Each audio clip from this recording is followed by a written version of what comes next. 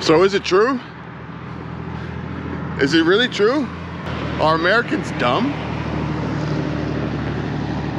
Americans are kind of dumb. We buy these enormous trucks with huge, thirsty engines only to carry one person to and from Walmart every now and then and carry some groceries. Can you guys believe what this YouTube or TikTok short reel says about American truck owners and truck buyers and truck drivers driving these giant Toyotas that are, in essence, useless? When in reality, you should have one of these. Well, we should be buying these. A Honda K-Truck. This is a small truck from Japan called a K-Truck, and even though it's tiny compared to that Tundra, look how much bigger the bed is. 4-wheel drive, 5-speed manual, 40-something horsepower, right-hand drive, JDM as fuck. And the bed is configurable, so of course the tailgate comes down as you'd expect, but so do both of the bed sides, and then you end up with this huge flatbed to carry whatever you want. This is all you need. The sides of the bed, they fold down. You got room for you and your lady, and that's all you need. Now, of course, it only seats 2 people, so if you have a family, this obviously isn't going to work. It also has a 5-speed manual transmission and a real-time 4-wheel drive system. Tint them windows and roll out. Maybe put some Mugen wheels on it or something. This is all the truck you need. There's your fuel tank. There's your fuel tank. Don't hit a speed bump too hard, though. Well, I'll take my chances with that fuel tank than riding around with an Ioniq 5 battery underneath my chassis. They gotta sell it with that license plate on it, though. Without the plate, I don't want it. Must come with plate. But this is, look, this in essence, folks, is a real man's truck, okay? But look, honestly, folks, for most people, this is much more useful. The bed is low, the truck is small, it gets over 35 mpg, and it's way more useful than what most Americans. None of that Toyota garbage, none of that Toyota crap, none of that plastic BS. This has stood the test of time. This made it all the way over here from Osaka, Japan, probably. I don't know where it came from, but somewhere over there. And you could probably, if you really wanted to, you could probably do a K-Series swap, top mount turbo, turn the boost up, fucking run. Now the engine is also tiny, just 44 horsepower, but that will propel this truck to over 80 miles an hour because it's so small. It even has a spare tire. Look at that. It even has a dry rotted spare tire with some driftwood all the way from Japan. See, this is what you need. Simple and easy repair right there. There's some parts there. I don't know what that is. Maybe it's the battery. Maybe it's blinker fluid. I don't know. But this all-wheel drive, 4-wheel drive beast is exactly what you need. Who needs a spray-in bed liner when you can just put some of that stuff you put in your kitchen cabinet drawers? That's all you need. It's right here. This truck is probably extremely undervalued, and there's probably going to be no ADM additional dealer markup on this. This is going to be a hot buy. You're going to want to get it now before it's too late. Feast your eyes, folks. I'll get you a good deal. I'll put a good word in for you here at Deluxe Auto Sales.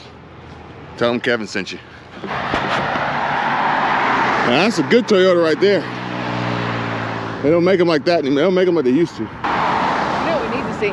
An old Nissan hardbody. So the good old trucks are the old Toyota Tacoma, like the 2-door one, the old Nissan hardbody, the old Chevy S10, and then the old Silverado, and then the old school. Hang on. I don't mean to cut you off, but we got 2 Toyotas coming up right now. We got a Toyota, we got a Tacoma, and a Tundra. And I think they're heading over to the dealership now. They're racing each other to go see if they can go trade them in for that K-Truck. I think he's gonna go trade it in for that K-Truck. Nah, he's going the other way. He's gonna drive his off the pier. He's gonna drive his off the pier.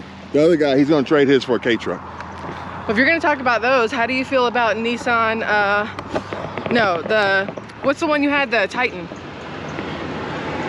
You had a Titan back in the day. How'd you feel about it? Oh, look, there's the one. Real trucks.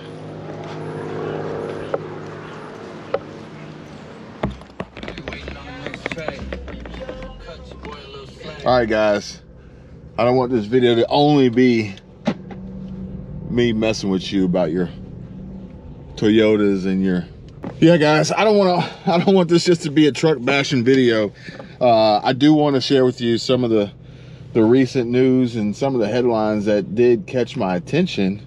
Good news for Toyota. Toyota is leading global sales in 2023, or led global sales in 2023. However, still trailing Ford in the US market for January. For the month of January, sales of San Antonio made hybrid doubles. And it says that Toyota's new North American sales in January were up nearly 26% from the same month last year.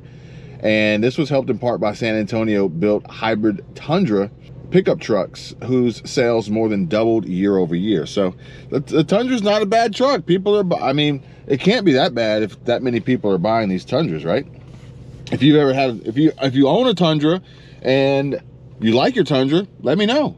If you own a Tundra or own a Tundra and you didn't, do the same.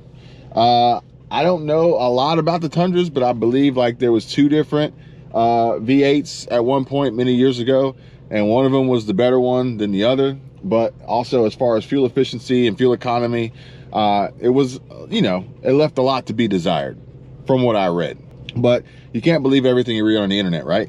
Because if that were true, if that were the case, then every Ford Mustang GT350 was bound to detonate and explode at some point in time. There was no ifs, ands, or buts about it. Your Mustang would be on the back of a tow truck and you would be out of a car for who knows how long. Maybe they call it voodoo for a reason. Toyota Motor Corp sold 143,241 vehicles during the first month of 2024, with electrified vehicles accounting for 36.5% of total monthly sales volume, slightly surpassing the typical 1/3 mark. But also Toyota is still producing and developing new internal combustion engines, and Toyota is going to put, in my opinion, from what I'm seeing and hearing and reading, Toyota's putting a lot of they're putting a lot into hybrids, okay? Not 100% EV. They're putting a lot into hybrids. So Toyota is going to be one to watch, and maybe a stock to be to look after. Toyota leads global sales in 2023 while still trailing Ford in the US market for January. But based on this other article, maybe Toyota could actually top Ford for January sales, because apparently Ford's 2024 Ford F-150 production was shut down in January temporarily as they laid off almost 10,000 UAW workers. A supplier parts issue, we're back to supply chain issues again, folks, you gotta love it, right? Forced Ford Motor Co. to shut down production of the new 2024 Ford F-150 for more than 5 days at both factories that build the pickup truck. And the Dearborn truck plant was down from January 25th to January 31st, temporarily laying off about 5,200 UAW workers.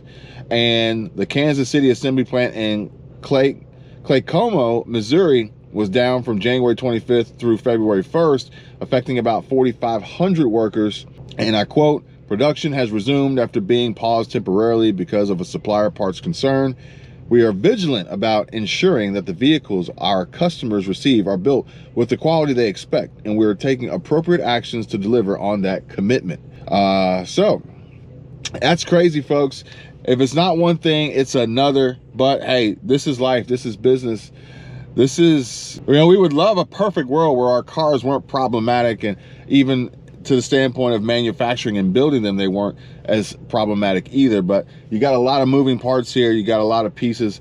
You got a lot of cogs in this. And, you know, with some of these parts coming from China and other countries that are experiencing conflict, you're bound to have this disruption, not to mention the disruption in the Red Sea, the Suez Canal, the Panama Canal, the lack of UPS pilots and FedEx pilots, and all sorts of things that will have an impact and effect on the ability and availability of the parts needed to build, repair, maintain the vehicles that we all love. And on that bombshell, let's go ahead. Let me ask you guys, leave a comment down below. What car or truck do you love? And I'd love to see what you guys have to say about that, and read your responses on the next video and share with you the car that I love or truck that I love. See you guys later.